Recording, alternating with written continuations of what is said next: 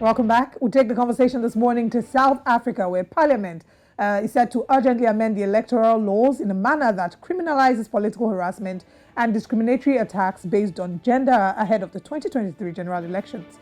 Rattled by the realization that gender equality for both sexes in the country has only remained theoretical with so little tangibility seeing the light of the day, the women's law movement has decided to demand justice to be served and from the legislative angle. Yes, the movement has argued that though the local legislation provides an extension of the women's quota in the National Assembly and its expansion in local government through Constitutional Amendment number 2 of 2020, no meaningful achievements can be attained for women outside electoral laws reform. And, this, of course, is a development in Zimbabwe. There's more and more of these conversations that are being spread across the continent, and I like the fact that they are going beyond not just talking about it. They want more action to be taken, and of course that includes more, better laws basically to protect women in Zimbabwe, and of course to criminalize gender discriminatory laws in the country. These are some of the things that we will continue to encourage, across the African continent. And it's one of the reasons also why it's important to have more female representation in political spaces.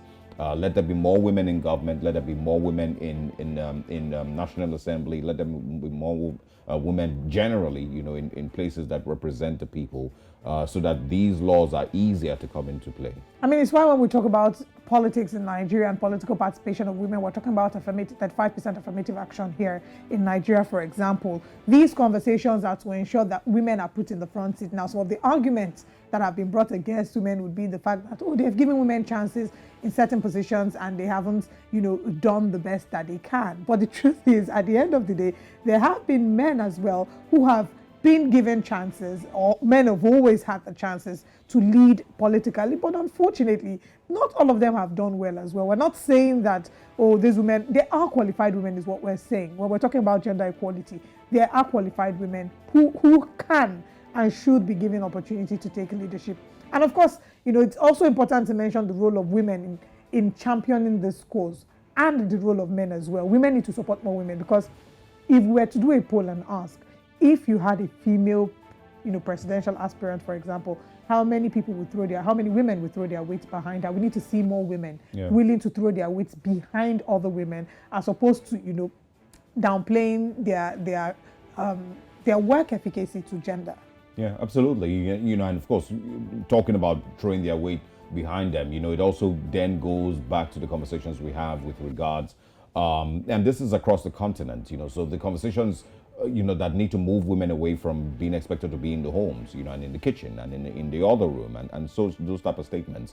Women need to be seen as being capable of holding political space, because if you don't have, if the mass number of women see a female attempting to take political office as wasting her time, if women don't even see her as being capable, if other women in the society see her as you should be at home, let the men do this, you should be in the kitchen, you should be taking care of the children at home, then she will never get the support that she seeks. And I've always said it, as much as we talk about protecting women, and of course gender equality and gender equity and all of that, there has to be proper representation, and that includes those who aren't even running for office, but those who are going to be supporting on ground. The number of female voters, unfortunately, we don't do very good statistics with regards female voters and female participation in the electoral process.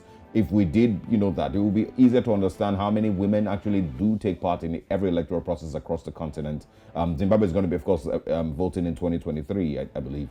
It will be easier for us to understand how many women, make a decision with regards who becomes the next governor, who fills in, seats in the National Assembly, how many women, are there to support if a woman is trying to get into office. Do you have a large number of women voters that can say, okay, we're going to be voting for our kind. She's competent, behind her, and of course we will throw our weight behind her. So it's a bunch of these conversations that need to come together for improvement, in these laws, and for the establishment of these laws that will better protect women. Samia Suluhu Hassan has been doing a great job in Tanzania. Recently, her government for the past year was analyzed, and there were certain high points that were mentioned.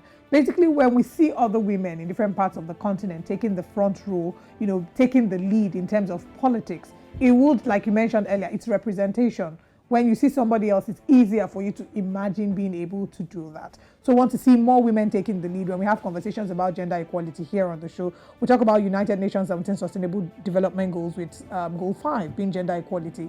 But we cannot do this if we do not work together collectively. So I'd like to urge not just the women, but even the men as well. The men have a role. I'm going to give you a quick example as we wrap up this conversation. There was a civil society organization that I was aware of, and they're trying to appoint a leader. And there was a woman who was contesting. The organization had never had a leader.